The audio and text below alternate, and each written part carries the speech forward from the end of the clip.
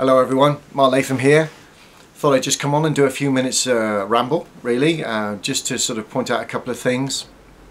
First of all, can I start by saying that on August the 23rd we've got the Apostafest coming up, and we're expecting to see quite a lot of people from all over the country that are making the effort to come down and see Richard and Helen. They're coming over from America.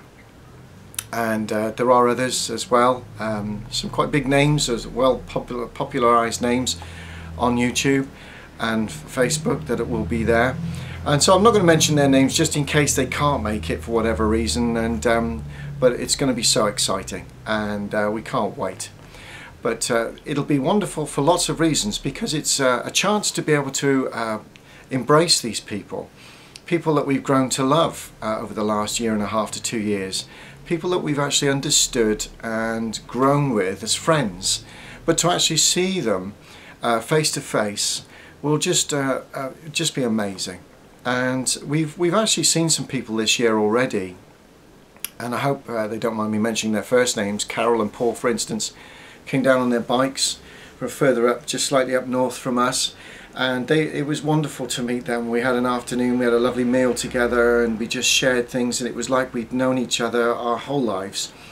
And in some ways we have known each other our whole lives, because we've all been cocooned in the same mental, or Paul hasn't, but Carol has, that same sort of encapsulated mind control, groupthink, undue influence, call it what you will.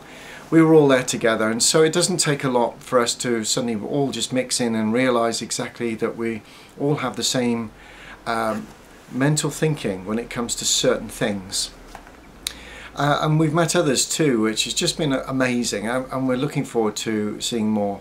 So much for the mentally diseased bit. I mean, every ex-witness that I've ever met has been nothing but loving, kind, understanding, and wanting to help others and share something, and that's been a true account, no matter where we've gone and no matter who we've met.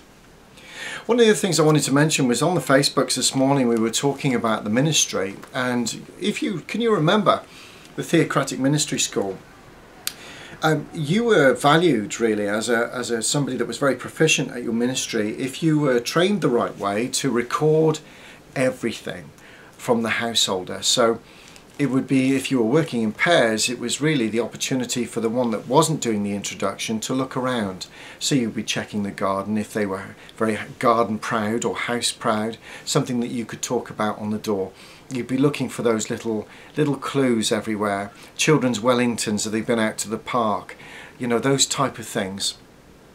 And then what happened when the discussion finished, if you'd had a healthy discussion, with a so-called healthy discussion with them, that allowed you to maybe sort of put the feelers out for a return visit, you would come away from that door. Now the interesting thing here is that you didn't just stand by the door and write notes.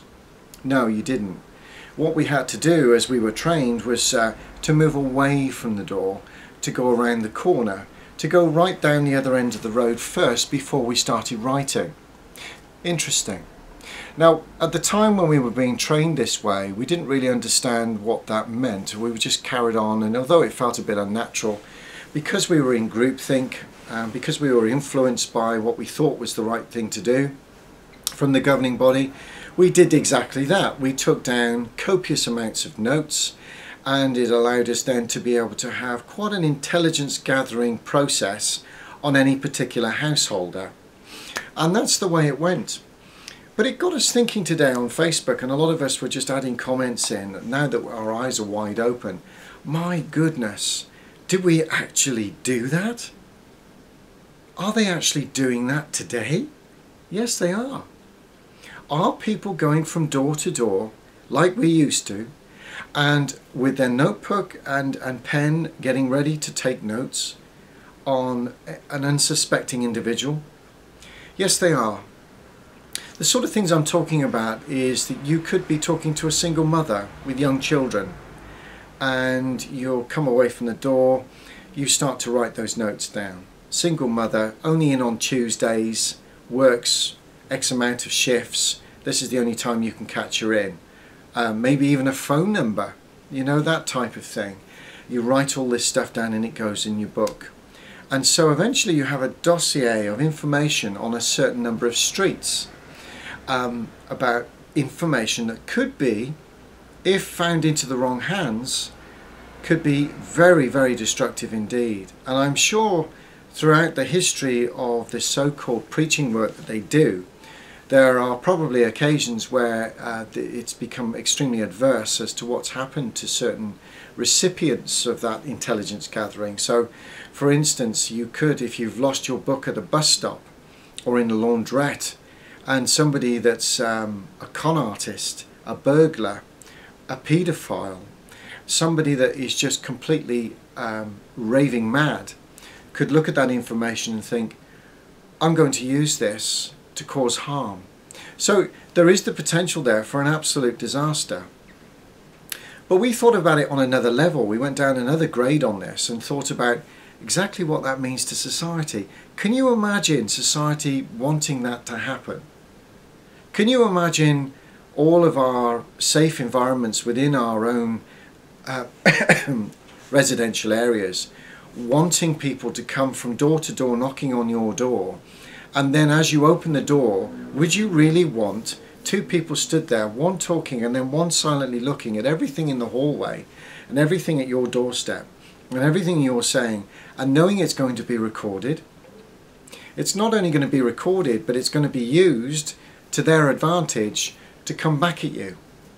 I mean, can you imagine if the public actually realised this to the extent it goes? And also the fact that they would go down the road and hide round the corner to take all of those notes and confer with each other to make sure that they've got an accurate set of notes. I can remember plays being done, as they call it, or demonstrations being done on the platform, mostly with sisters or maybe with a brother in hand, who would then do the ministry and then come off and walk around and then take the notes and then refer to each other and say, do you believe that's an accurate statement? Is that accurate what we've got there? And that's exactly what happened. But I bet you to a bottom dollar that there is nobody out there within the society that we live in would actually want that to occur. It's intrusive at the very least. It could also be deemed as harassment, because you're not being honest with the householder, are you, Jehovah's Witnesses? I wasn't being honest with the householder, nor was my wife, and nor were all the other ex-witnesses that took all of this information. They certainly didn't admit that to the householder. Excuse me, before I leave, what I want to do is write all of these notes down about you, about what colour carpet you have, what the age of your children, what day you'll be in, what days you won't be in, maybe your phone number. I'm going to write it all down and maybe share it with my other brothers and sisters. I don't think that would work, would it? So it goes to show that there's an underlying dishonesty that takes place. It's the same sort of thing that maybe a window salesman or those types that are cold calling would want to take some details down so that they can come back and refer to it and make the sale. Well, we know that that's exactly the sort of thing that we're dealing with here. We're making a sale. And it's because it's a publishing company, you are known as publishers. So I just wanted to share that because there's an underlying insidiousness to this preaching work, so-called preaching work, that actually is very dishonest. Not only are the hours dishonest that they put in month by month, because we know many of them are. You talk to all of the ex-witnesses now and they all did the same thing, or most of them. And we're not exactly accurate with our hours. But then we get onto the other layers of dishonesty that take place. It's not good. One more fact on this is that we know, and we've seen recently in the UK and in America in particular as well, that there have been a lot more convictions taking place of those child molestations and rapes that are happening within the Watchtower Bible and Tract Society, and we expect more to follow. This is not news that is just out there as whispers. We all know it's actually happening. This is actual fact. Many of them have now been convicted and there are more on the way. So what's interesting about the reason I'm bringing this up is that these particular individuals, some of them right up to their conviction dates going into court, were still doing their ministry from door to door. Some of them real dangerous predators to children. And here they are, walking from door to door in an inconspicuous way, with a smile, with a suit on, most of them men, with a suit on, who are looking at children in the wrong way. And can you imagine once again, if the public were aware that paedophiles were walking the streets, knocking on doors, with maybe their children left at home while they went shopping? Can you imagine, would the public want that too? No, they wouldn't. But do the Watchtower Bible and Tract Society actually go out of their way to withhold these people and say you really shouldn't be mixing in public circles like this, especially with children? No, they don't. They say they're supervised by other elders, for instance. But is that the case in every occasion? Is it really? I doubt that very much. And I bet there's a lot of ministry goes on where these people are not supervised to the extent that they should be. Are they? No. But anyway, that's another point I just wanted to bring out about the dishonesty of this whole thing. Preaching work for Jehovah's Witnesses is not an honest procedure. It isn't. From the hours, from the lack of information they give to the householder, to the paedophilia issue, when you look at it, it's pretty rancid all the way through. And yet they'll put this gloss on it on how many hours are being done. That's inaccurate. We all know that now. The magazines have got so thin, we understand the reasons for that. There's a downsizing taking place. And so when you put it all together, how effective really is it? It's not that effective at all. It never was. In fact, if you look at the first century Christians on how they did their ministry, it was a very, very different set of circumstances to the one they think they're doing today. Enough said on that. Here's a little tip for you. For those, some of us have already been here and done this, but if you get a Jehovah's Witness knock on your door, there are many things you can say to them, but here's a good one, and it's good because it's easy to remember. Every Jehovah's Witness that knocks on your door will have this book. They'll have this book in their bags, and they should do because they're instructed to keep it on them. Now, on page 200 of this particular book, Reasoning from the Scriptures, you're able to show them that one of their predictions that they've had printed in this book has failed, and they are walking around with a failed prophecy stroke prediction within their own bags.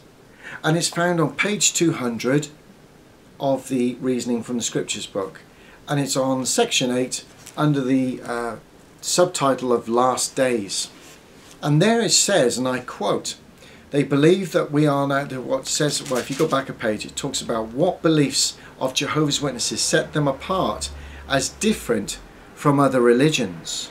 Okay, and there's a lot of they believes all the way through, but part 8 actually says, and I quote, they believe that we are living now, since 1914, in the last days of this wicked system of things. That some who saw the events of 1914 will also see the complete destruction of the present wicked world. Well, that's failed. That's a slam dunk. You can get them to read that to you. Please go to page 200 and look up section 8 under Last Days, because you believe we're in the last days. And let's just have a read of it. Can you read it to me, please? And then make a prediction back to them. And the prediction back to them is quite simple. The prediction back is that I predict that this book will soon be changed. Why? Because it's another failed prophecy. Their museum of books, which they've been trying to destroy and conceal now for decades, has a whole host of this type of failed prophecy stroke predictions. A whole host of them. And yet they claim that they are hand-delivered, God-channeled, here God's representatives on earth, and yet here is another critical, classical example of a failed prophecy. It's now called overlap. The people that saw the people that saw the people that saw the people, and so it can just go on forever. It's a sham. We all know it is. But remember that one. It's just a nice simple one. Reasoning from the Scriptures, page 200, and look at number 8. And you can prove it to them that they are not God's channel on earth. Because why would he do that? Why would he make such a mockery of himself? He certainly wouldn't do that. I'd like to just finish by saying that I'm really looking forward to meeting everybody next month. It's going to be fantastic, and there are a number of things that we said that we were going to be doing very shortly, but we've been so inundated with lots of other things, and I'll also be working with another ex-JW who I won't mention because I haven't got her permission yet, but we'll be doing more videos, and we're looking forward to probably meeting up with our MPs very shortly because we have more information to share with them, and the pressure's on.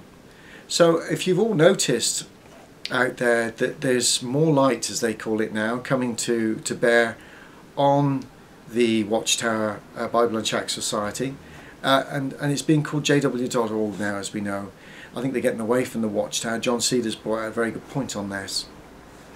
But what I'd like to mention is the fact that as we get further and further down the road with this, it's all unravelling. We're starting to see far more people coming out with more and more tales of the sort of horrendous things that are going on, they're fighting rabidly to keep all of this stuff under wraps and secret. And it's refreshing, because sometimes you get so, not blasé is the word, it becomes very second nature to us to understand what's going on within Watchtower.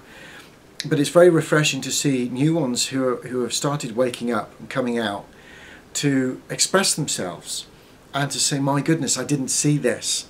I didn't know this happened. I didn't know. Beth Serene, for instance, one of the real slam dunkers from years. Most witnesses today don't know anything about that.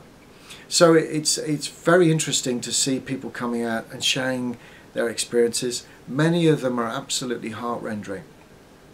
So we ask them, please don't keep this to yourself. Share it, and join the Facebook channels. You know, we've got the Recovery Group 3 in America, another wonderful channel. We've got a secret one here in the UK as well that's now thriving.